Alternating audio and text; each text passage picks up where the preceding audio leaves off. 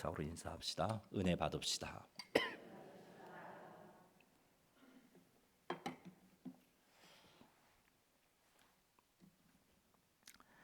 우리 예수님께서 다시 오실 때가 가까워지면 믿음에서 떠나는 성도들이 생겨납니다. 그래서 미혹하는 영과 귀신들의 가르침을 따르게 됩니다. 자, 이것은 성령 하나님께서 우리에게 밝히 말씀해 주신 것입니다. 디모데전서 4장 1절 말씀 같이 한번 읽어보겠습니다. 그러나 성령이 밝히 말씀하시기를 후일에 어떤 사람들이 믿음에서 떠나 미혹하는 영과 귀신의 가르침을 따르리라 하셨으니 아멘.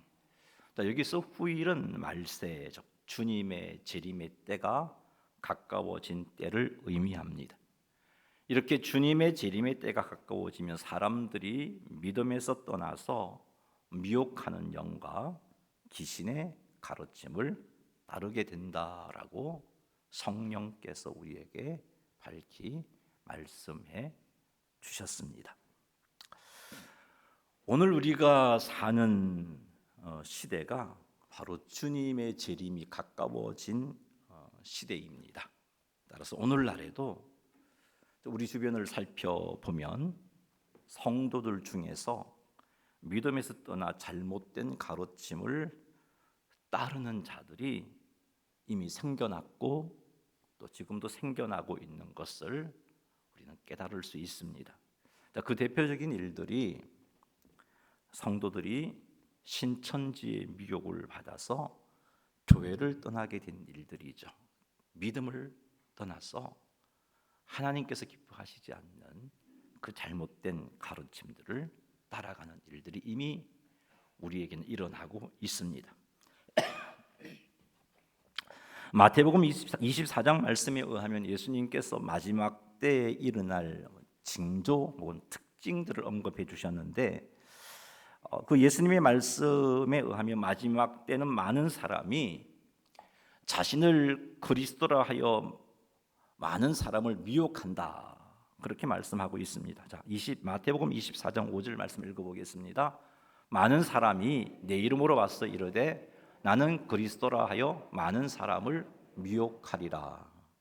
자, 이 말씀에 의하면 자칭 그리스도라고 하는 자가 많이 나오게 되는데 그 자칭 그리스도라고 하는 자들에게 많은 사람들이 미혹을 당한다라고 그렇게 말씀하고 있습니다. 깨어있지 못한 성도들은 미혹당하여서 진리에서 떠나고 믿음을 떠나게 되는 그런 일들이 일어난다는 것이죠. 또 예수님의 말씀을 보면 많은 이단들이 나타나서 많은 사람들을 미혹한다라고 말씀하고 있습니다. 마태복음 24장 11절 말씀 한번 읽어보겠습니다. 거짓 선지자가 많이 일어나 많은 사람을 미혹하겠으며, 거짓 선지자란 이단들의 가르침을 가르치는 자라고 보시면 되겠습니다. 이 거짓 선지자가 많이 일어나서 많은 사람을 미혹한답니다. 예를 든다면 여호와의 증인, 안상홍 하나님의 교회, 신천지 등등 이런 이단들이 나와서 성도들을 미혹하겠으며, 그 말은 미혹한다는 겁니다. 많은 사람을 미혹하리라고 하신 예수님의 말씀을 볼 때 거짓 선지자들의 미혹에 넘어가는 자들이 많다는 것을 알 수 있습니다. 이뿐 아닙니다. 주님이 다시 오실 날이 임박하게 되면 성도들이 세상으로부터 핍박을 당합니다. 마태복음 24장 9절 말씀 읽어보겠습니다. 그때의 사람들이 너희를 환난에 넘겨주겠으며 너희를 죽이리니 너희가 내 이름 때문에 모든 민족에게 미움을 받으리라. 예수님 말씀 아닙니까? 주님의 재림의 때가 가까워지면 세상 사람들이 성도들을 미워합니다. 그래서 성도들을 핍박하고 성도들을 환난에 넘겨줍니다. 자, 이로 인해서 이런 핍박이 너무 힘들어서 많은 사람들이 믿음을 포기하게 된다라고 예수님이 말씀하셨어요. 마태복음 24장 10절 한번 읽어보겠습니다. 그때 많은 사람이 실족하게 돼요. 서로 잡아주고 서로 미워하겠으며. 여기 그때 그 말은 앞에 9절 말씀이죠. 환난의 때. 그 환난과 핍박을 겪는 성도들이 예수 믿는데 왜 이런 환난과 핍박이 생기나? 예수님 때문에 이런 환난과 핍박을 당하고 세상 사람들이 예수님 때문에 나를 미워하네. 이 믿음 과연 지켜야 할까 고민하다가 많은 사람이 실족하게 된다는 거죠. 믿음을 포기하고 떠나게 된다는 겁니다. 예수님의 말씀입니다. 이런 시대를 살아가야 하는 우리들,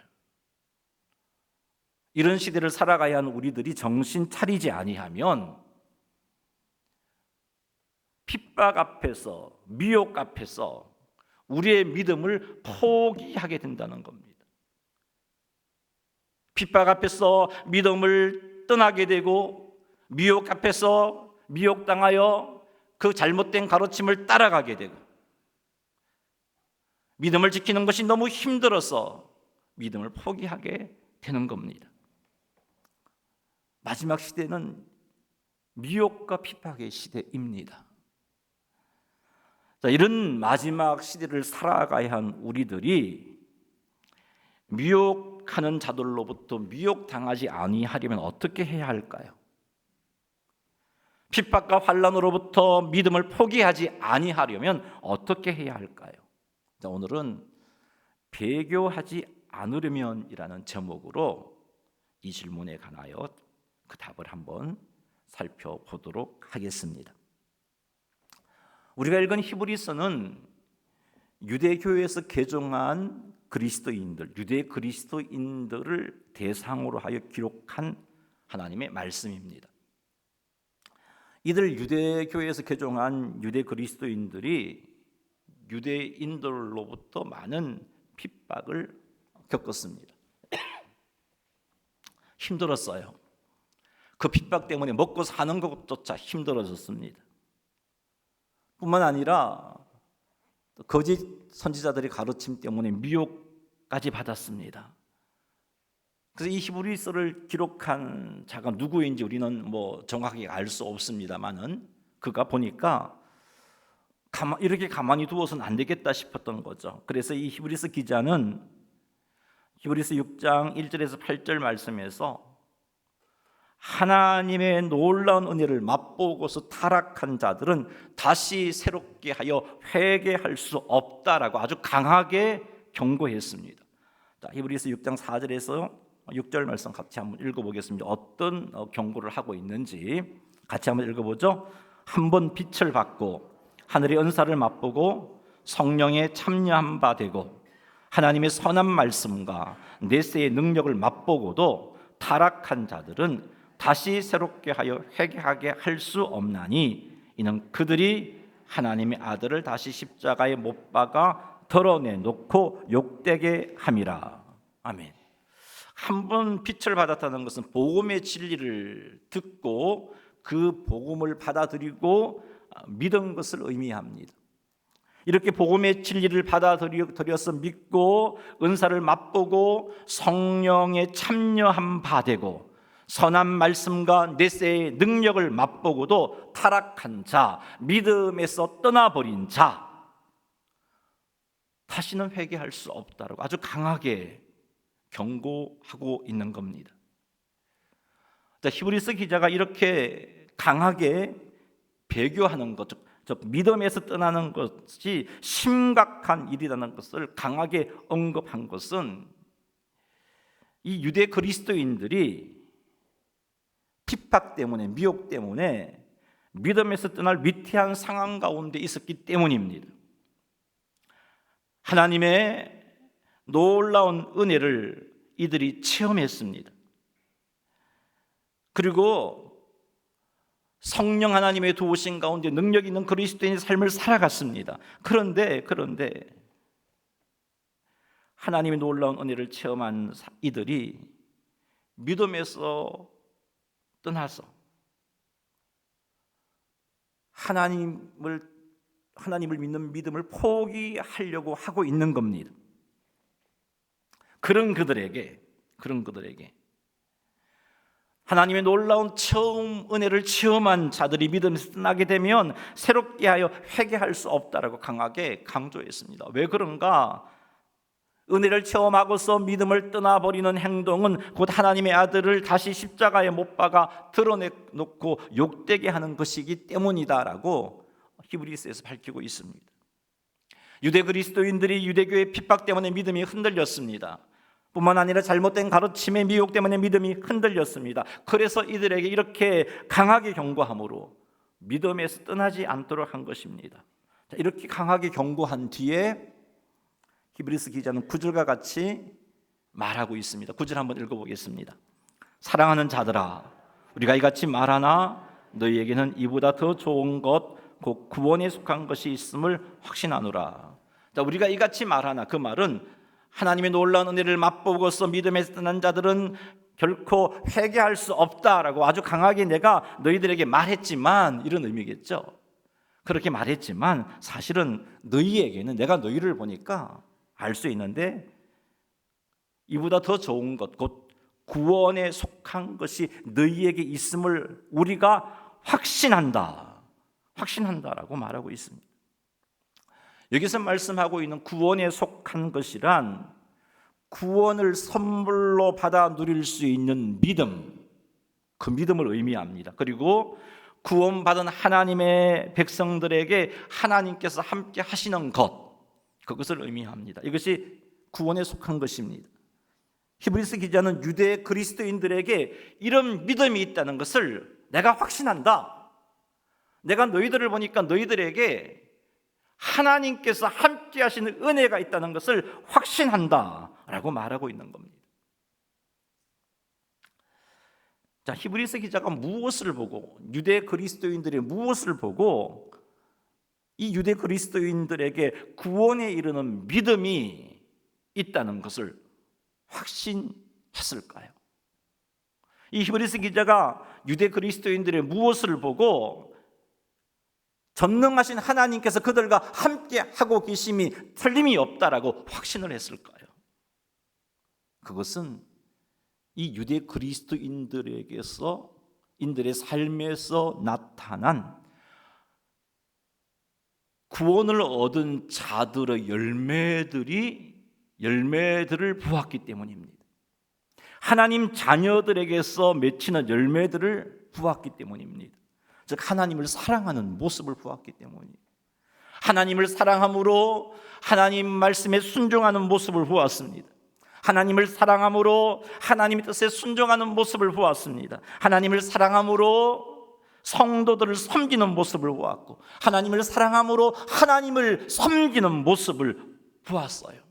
이 히브리서 기자는 이 유대 그리스도인들에게 이것이 있다는 것을 보았기 때문에, 그래서 내가 확신한다. 너희에게 구원 얻을 만한 믿음이 있다는 것을 내가 확신하고, 전능하신 하나님께서 너희와 함께하고 계심을 내가 확신한다. 그 말은 너희들 틀림없이 구원받아, 그 말이에요.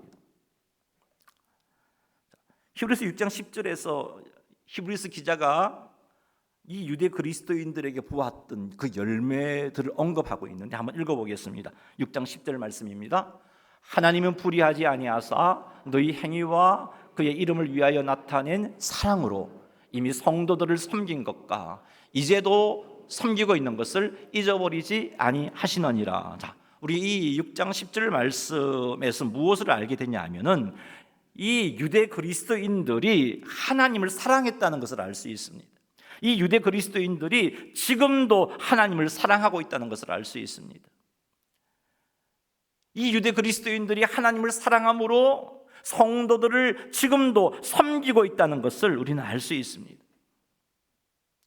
히브리서 기자가 유대 그리스도인들이 이런 삶을 볼 때 이것이 구원받은 자에게서 나타나는 열매이고, 그래서 이들이 구원에 속했다는 것을 분명하게 확신할 수가 있었던 것입니다. 이 10절 말씀은 미혹과 핍박으로 인하여서 믿음에서 완전하게 떠나게 되면 어떻게 하나 염려할 수 있는 성도들에게 주는 위로의 말씀입니다. 마지막 때가 가까워지면 수많은 미혹하는 자들이 일어나고 성도들을 핍박하고 심지어 죽인다고 하는데, 과연 내게 그런 믿음이 있을까? 그 미혹으로부터 믿음을 지킬 수 있는 믿음이 있을까? 죽음 앞에서도 하나님을 부인하지 않는 믿음이 내게 있을까? 그 위기의 순간에 정말 내가 하나님을 부인하지 않을 수 있을까? 라고 염려하는 이 히브리서를 받는 유대 그리스도인들, 그리고 이 땅에 있는 모든 성도들에게 위로를 주는 말씀이고 확신을 주는 말씀입니다. 예수님의 예언의 말씀을 보니까, 마지막 때의 징조를 보니까 미혹하는 자들이 나타나서 많은 사람을 미혹한다고 그러고, 핍박이 있어서 성도들이 세상 모든 민족으로부터 미움을 당하고 죽임을 당한다고 그러는데, 과연 내가 그때 나는 정말 믿음을 지킬 수 있을까? 염려할 수 있잖아. 그런 염려가 생길 수 있잖아요. 그런 우리들에게 위로와 확신을 주시는 말씀이 10절이에요. 우리의 삶을 돌아보아서 우리들에게 구원 얻은 자들에게서 나타난 열매가 있다면, 이는 우리가 구원받는 믿음을 수요했다는 증거이고 하나님이 우리와 함께하고 계시다는 증거입니다. 믿음은 선물이에요. 하나님이 함께 하심도 은혜입니다. 하나님께서 우리를 사랑하셔서 이런 은혜를 베풀어 주신 하나님은 신실하신 하나님, 변하지 않으신 하나님이에요. 그런 하나님이 내게 이런 믿음을 주셨다는 사실이, 그런 하나님이 나와 함께하고 계시다는 사실이, 지금 내가 내 자신의 믿음을 볼 때 과연 믿음을 지킬 수 있을까? 핍박 속에서 염려가 생기지만 하나님 바라볼 때, 하나님 때문에 내가 믿음을 지키겠구나, 미혹 앞에서도 믿음을 지키겠구나, 핍박 속에서도 믿음을 지키겠구나 하는 것을 알 수 있다는 것이죠. 그것을 지금 10절 말씀이 성도들에게, 과연 내가 믿음을 지킬 수 있을까 염려하는 성도들에게 위로와 확신으로 주신 말씀입니다. 사랑하는 성도 여러분, 우리의 삶을 돌아보십시오. 여러분의 삶을 한번 돌아보십시오. 여러분의 삶 속에 하나님을 사랑하는 삶이 있습니까? 하나님을 사랑하기 때문에 하나님께 헌신하고, 하나님을 사랑하기 때문에 하나님께 순종하고, 하나님을 사랑하기 때문에 지체를 사랑하고 섬기는 삶이 있습니까? 하나님을 사랑하기 때문에 하나님을 예배드리고 경배하는 삶이 있습니까? 여러분에게 이런 삶이 있다면 여러분에겐 구원에 속한 것이 있다는 겁니다. 구원에 속한 것이 있다는 것은 여러분들이 미혹과 핍박으로 믿음이 흔들릴 수는 있지만, 미혹과 핍박으로 믿음이 흔들려서 세상 속에서 하나님께서 기뻐하시는 거룩한 성도의 삶을 제대로 살지 못할 수는 있지만, 그럼에도 불구하고 하나님이 붙잡아 주셔서 믿음을 지킬 수밖에 없는 존재라는 것을 알 수 있습니다. 사랑하는 성도 여러분, 예수님을 구주와 주님으로 믿는 성도 여러분, 그 믿음으로 인하여 하나님께서 함께 하시는 은혜를 누리고 계시는 성도 여러분, 구원받은 자들에게 나타난 열매들이 여러분에게 풍성하기를 주님의 이름으로 축원합니다. 하나님을 사랑하고 이웃을 사랑하는 삶이 여러분에게 풍성하기를 원합니다. 하나님 사랑하기 때문에 예배드리는, 예배 안 드리면 하나님께서 내게 벌 주실 것이 무서워서 예배드리는 그런 믿음 말고, 그게 욥의 믿음이었어요. 그게 초창기 욥의 믿음이었어요. 두려워서 하나님 앞에 바르게 살려고 아둥바둥했던 욥의 믿음이었는데, 그런 믿음 말고 하나님을 사랑하기 때문에 하나님께 경배드리고, 하나님을 사랑하기 때문에 예배하고, 하나님을 사랑하기 때문에 말씀에 순종하고, 하나님을 사랑하기 때문에 하나님이 사랑하시는 그 영혼을 사랑하는 그런 열매들이 우리 가운데 풍성하기를 주의 이름으로 축복합니다. 이것이 있을 때 우리는 확신할 수 있어요. 내게는 틀림없는 구원에 이르는 믿음이 있구나. 확신할 수 있어요. 전능하신 하나님이 나와 함께 하시구나. 확신할 수 있습니다. 이런 확신을 가지고 있다면 우리는 장차 핍박과 미혹으로 인하여 내가 믿음을 떠나면 어찌할까 하는 염려에서 자유할 수 있게 되는 겁니다. 그러니 사랑하는 성도 여러분, 여러분에게 있는 구원받은 자들에게 맺히는 열매를 보시고 미혹과 핍박 때문에 견디지 못해서 믿음을 떠나면 어떻게 하나 하는 염려를 내려놓으시기 바랍니다. 그리고 우리의 구주요, 우리의 주님이신 예수님의 말씀과 뜻에 순종함으로 구원받은 자들이 맺는 열매들을 더 풍성하게 맺을 수 있기를 바랍니다. 그래야 흔들리지 않는 구원의 확신을 가지고 마지막 때에 믿음에서 떠나면 어찌하나 하는 염려에서 자유하고 그리고 구별되게 살아가시는 우리 모두가 되기를 주님의 이름으로 축원합니다.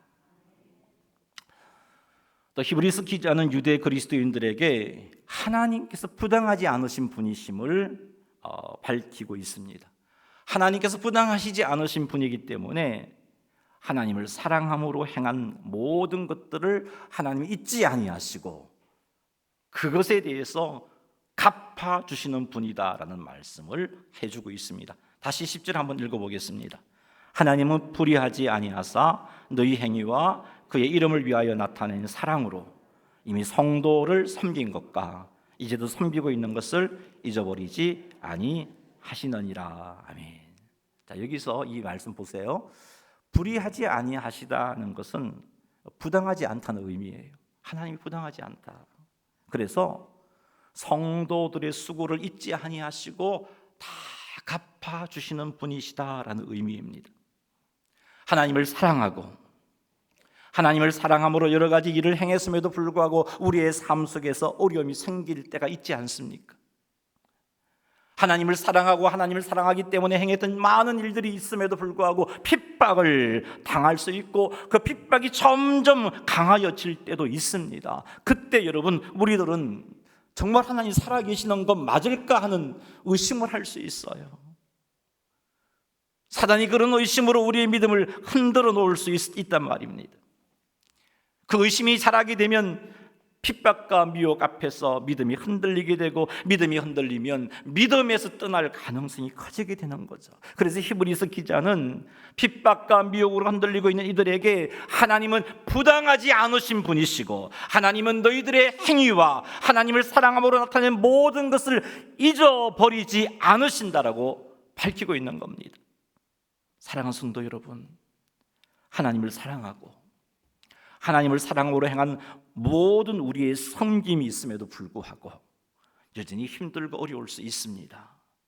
하나님을 사랑함으로 여러 가지 일을 행하고 있고 이 일로 많은 수고와 희생을 하였다 할지라도 때때로 하나님께서 나와 함께 하시는 하나님께서 나를 도와주시지 않는 것처럼 느껴질 때도 있습니다. 이때 우리는 부당하지 않으신 하나님 그리고 하나님을 사랑하기 때문에 행한 우리의 모든 수고와 헌신을 기억하고 계시는 하나님을 믿어야 합니다. 그래서 반드시 우리의 사랑으로 행한 모든 일에 대해서 칭찬과 상을 주실 것을 믿어야 돼요. 하나님께 나아가는 자들은요 하나님께서 반드시 상 주시는 이심을 믿어야 된다고 말씀하고 있잖아요. 자, 이런 믿음으로 우리는 지속하여 하나님을 사랑함으로 수고하는 헌신의 일을 해야 됩니다. 이런 삶이 우리들로 하여금 핍박과 미혹 가운데서 믿음에서 떠나지 않도록 붙잡아 줍니다. 그러니 사랑하는 성도 여러분, 하나님 앞에 바로 살고 있음에도 불구하고 힘들고 어려움이 지속될 때 부당하지 않으신 하나님께서 나의 모든 수고를 다 아시고 계심을 믿으시기 바랍니다. 이 믿음으로 눈앞에 일어나는 어려운 일들을 이겨내어 끝까지 믿음 지키시는 우리 모두가 되기를 주님의 이름으로 축원합니다. 우리 11절 말씀 같이 한번 읽어보겠습니다. 우리가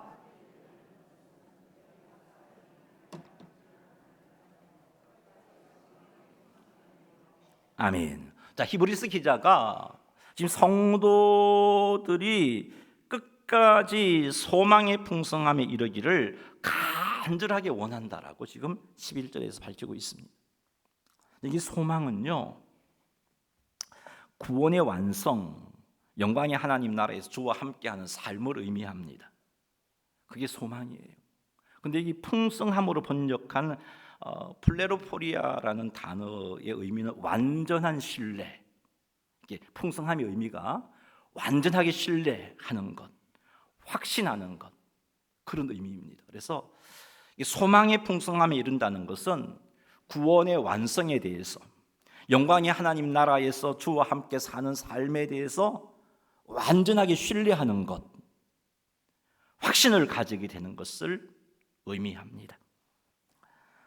그래서 이 히브리서 기자가 간절히 원하는 것이 무엇이냐면 성도들이 소망의 완전한 신뢰, 소망의 확신을 끝까지 가지는 것, 그것을 간절하게 원하고 있다고 밝히고 있습니다. 주님의 제 이름으로 구원이 완성될 때까지 이 소망의 확신, 하나님의 은혜로 나는 틀림없이 구원함을 받고 나는 틀림없이 영광의 하나님 나라에서 영광의 하나님과 함께 하게 된다는 이 확신을 가지는 것을 히브리서 기자가 간절히 원하고 있습니다.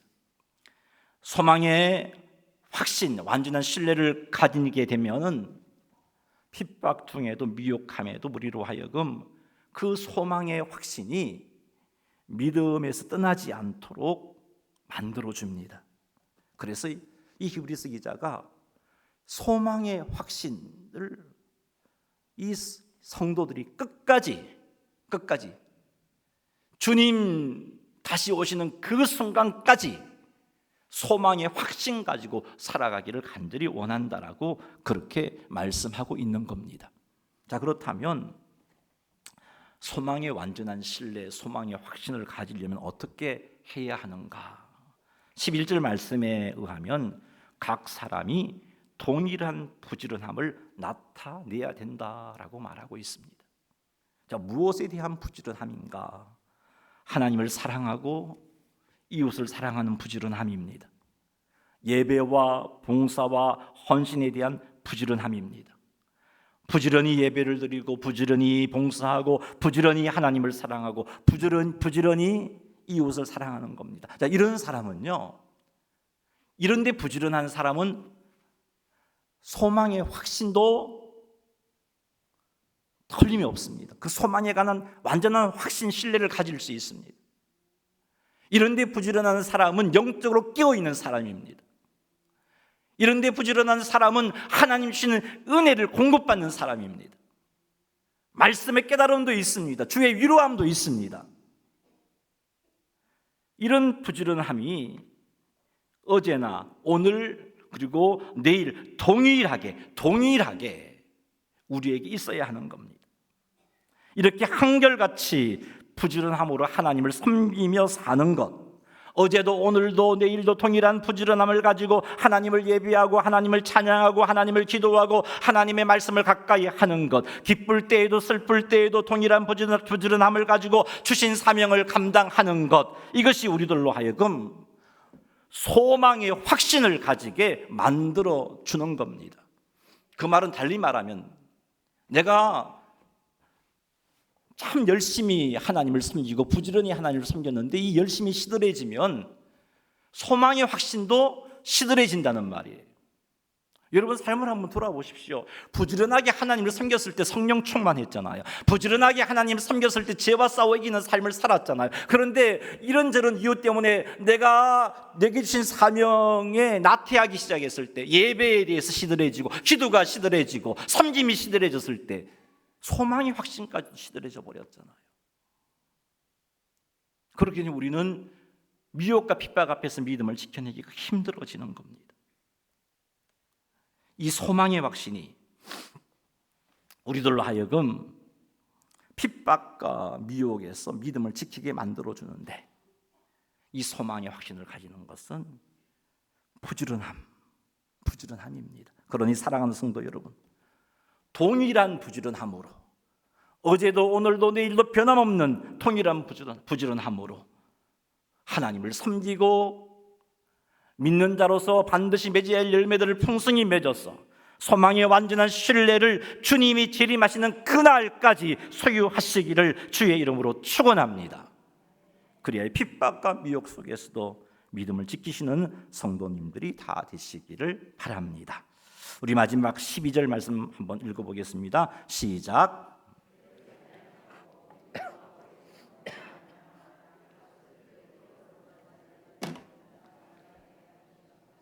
아멘.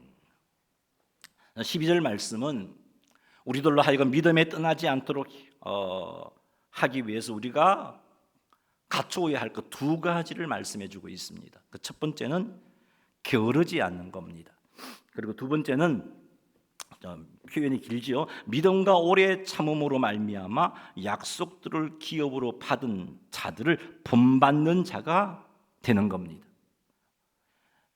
믿음과 오래 참음으로 약속을 누리게 된 자들을 본받는 자가 된다는 그 말은, 다시 말해서 우리들에게 믿음과 오래 참음을 갖추라는 말이죠.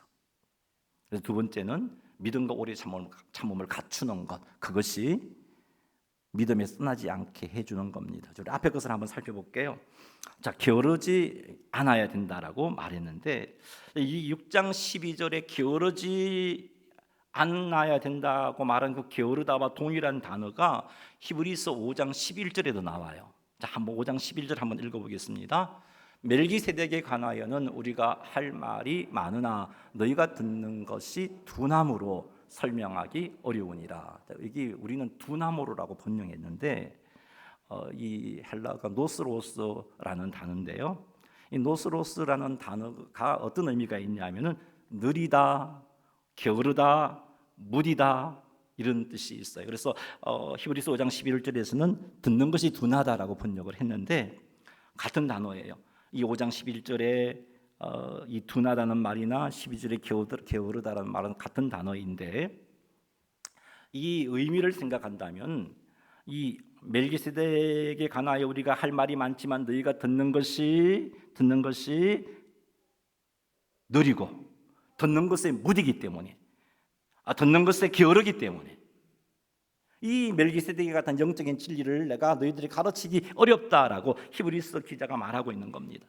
따라서 듣는 것이 둔하다는 것은 이런 의미예요. 듣는 것을 게을리한다, 듣는 것에 느리다, 듣는 것에 무디다. 들었지만 반응하지 않는 거예요.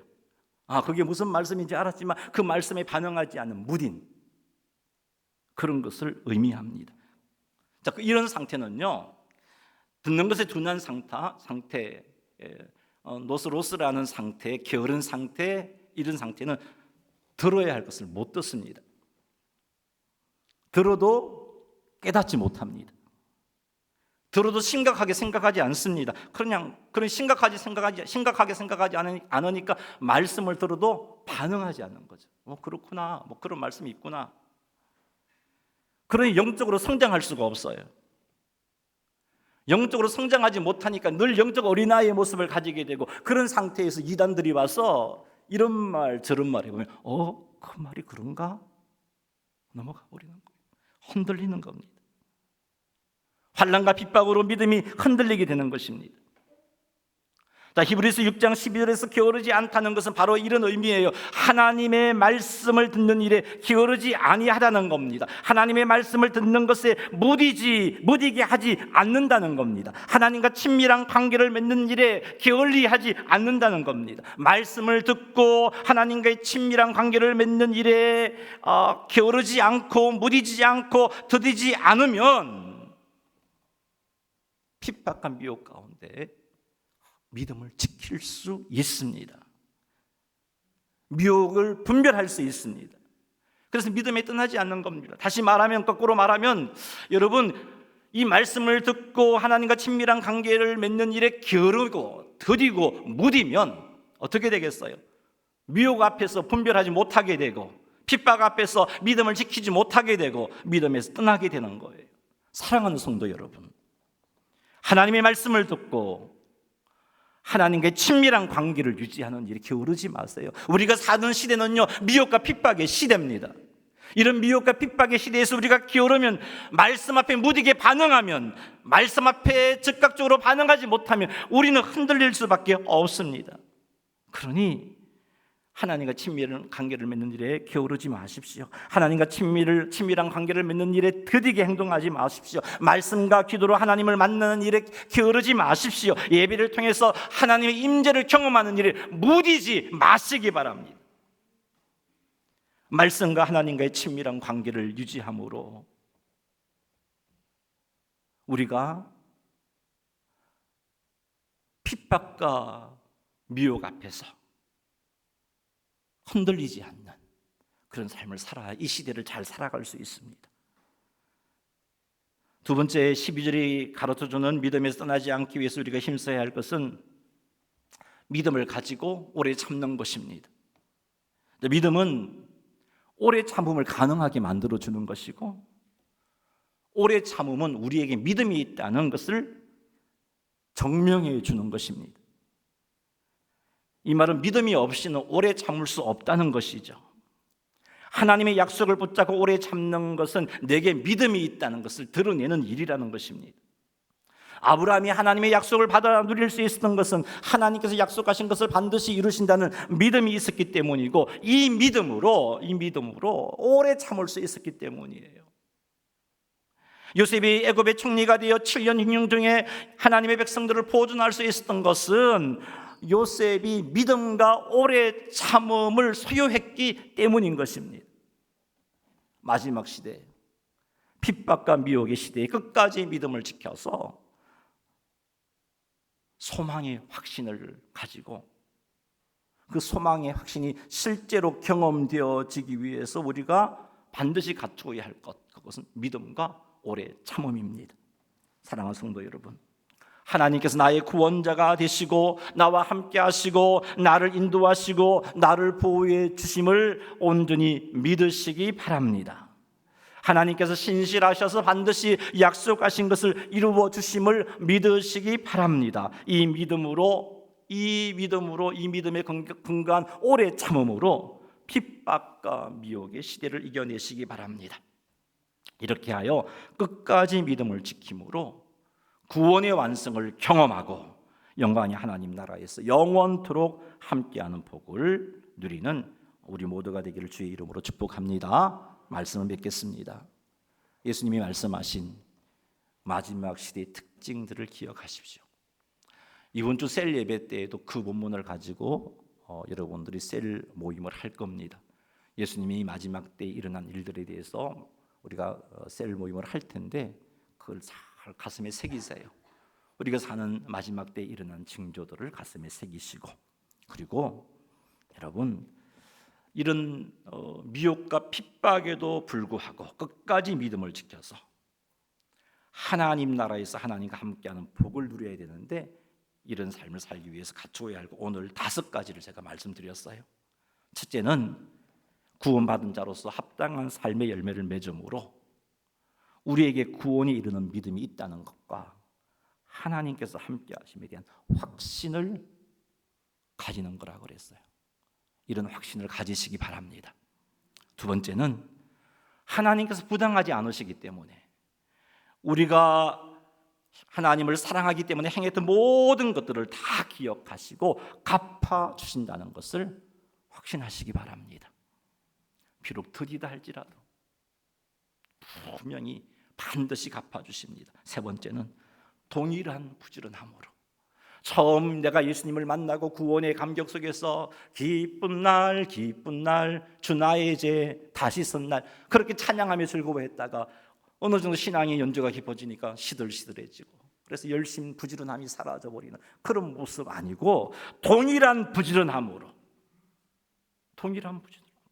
소망의 완전한 확신을 끝까지 소유하시기 바랍니다. 네 번째는 말씀을 듣고 하나님과 친밀한 관계를 유지하는 일에 게으르지 마십시오. 무디지 마십시오. 더디지 마십시오.